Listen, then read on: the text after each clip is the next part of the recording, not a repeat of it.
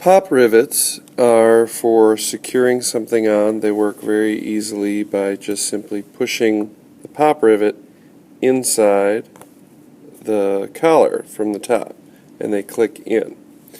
Pop rivets are used for holding in a bearing, and a bearing is a 3-hole item that turns a square into a circle. So what we'll do is we'll take a plate, we'll attach a bearing, set it right on the outside like that, and to hold this on, we're going to put a pop rivet in this hole and this hole so that the bearing will stay on. To do that, we just simply stick the pop rivet in the back like that, and you push, and you'll see the bottom flares out, and that holds the bearing onto a plate. I'm going to do the same on the other side like this. So now you have 2 pop rivets. How do I remove a pop rivet? Well, just use your thumbnail, you push in the center of it, and it comes right out. Just like that. And then the pop rivet is ready to be used again. So now, why do we put a bearing on a plate? Well, what it does is, again, it makes a square hole into a round hole for something like an axle. You put an axle in there, and then it will smoothly spin. So that's pop rivets, bearings, Allen wrenches and collars. We're going to talk about Allen wrenches and collars. We have 2 different size Allen wrenches. One is a little thicker than the other.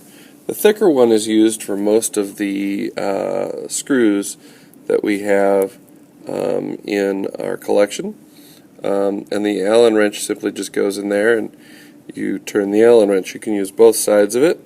Sometimes you'll need a little bit of a longer reach, and that will simply take a screw and put it into a nut called a kep nut. And there you go. And we also have a wrench that'll hold the kep nut as you put the screw in to hold it into place.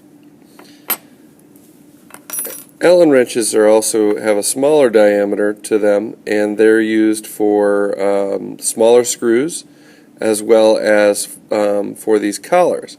Collars will hold things in place like an axle, and collars have this little set screw inside them, and what it does is I'm going to move this a little closer.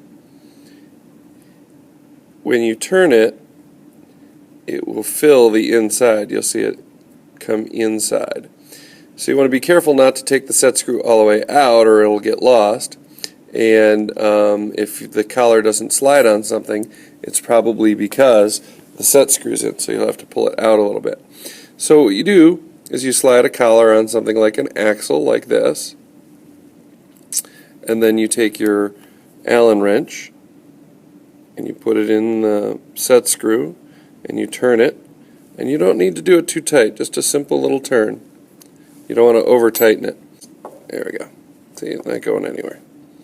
And what that would do is would then, when you use the axle, it'll hold it in place where it won't go too far and retains it. You may want one on the other side to keep it from sliding out. So that's what collars do.